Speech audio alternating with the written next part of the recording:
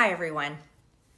I've always represented the common American man and woman as a member of the House of Representatives, which is why I've always been despised in Washington, D.C., and just never fit in. Americans are used by the political industrial complex of both political parties, election cycle after election cycle, in order to elect whichever side can convince Americans to hate the other side more. And the results are always the same. No matter which way the political pendulum swings, Republican or Democrat, nothing ever gets better for the common American man or woman. During the longest shutdown in our nation's history, I raged against my own speaker and my own party for refusing to proactively work diligently to pass the plan to save Americans' health care and protect Americans from outrageous, overpriced, and unaffordable health insurance policies. The House should have been in session working every day to fix this disaster. But instead, America was force-fed disgusting political drama once again from both sides of the aisle on television every single day. I have fought harder than almost any other elected Republican to elect Donald Trump and Republicans to power. I traveled the country for years. I spent millions of my own money. I missed precious time with my family that I can never get back. And I showed up in places like outside the New York courthouse in Collect Pond Park against a raging leftist mob as Trump faced Democrat lawfare. Meanwhile, most of the establishment Republicans who secretly hate him and who stabbed him in the back and never defended him against anything have all been welcomed in right after the election. And I will never forget the day I had to leave my mother's side as my father had brain surgery to remove cancerous tumors in order to fly to Washington, D.C. to defend President Trump and vote no against the Democrats' second impeachment in 2021.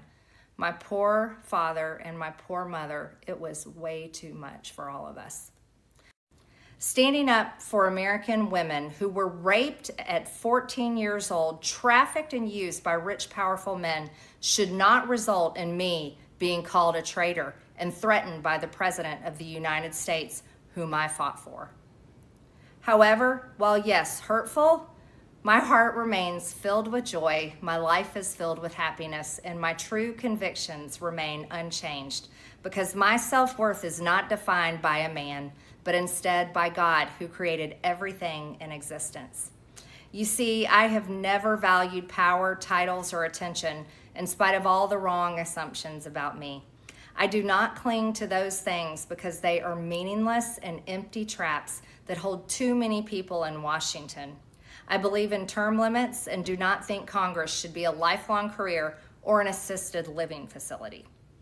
And I have fought against Democrats' damaging policies like the Green New Deal, wide open, deadly, unsafe border policies, and the trans agenda on children and against women. With that has brought years of non-stop, never-ending personal attacks, death threats, lawfare, ridiculous slander and lies about me that most people could never withstand even for a single day. It has been unfair and wrong, not only to me, but especially to my family, but it's been wrong to my district as well. I have too much self-respect and dignity. I love my family way too much, and I do not want my sweet district to have to endure a hurtful and hateful primary against me by the president that we all fought for, only to fight and win my election while Republicans will likely lose the midterms, and in turn be expected to defend the president against impeachment after he hatefully dumped tens of millions of dollars against me and tried to destroy me. It's all so absurd and completely unserious. I refuse to be a battered wife, hoping it all goes away and gets better. If I am cast aside by the president and the MAGA political machine and replaced by neocons, big pharma, big tech, military-industrial war complex, foreign leaders, and the elite donor class that can never ever relate to real Americans, then many common Americans have been cast aside and replaced as well.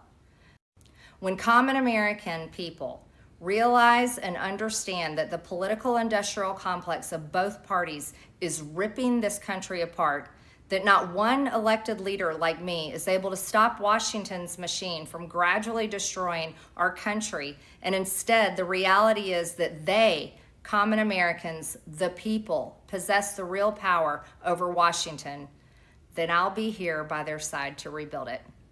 Until then, I'm going back to the people that I love, to live my life to the fullest as I always have, and I look forward to a new path ahead. I'll be resigning from office with my last day being January 5th, 2026, and I look forward to seeing many of you again sometime in the future. May God bless you all, and may God bless America.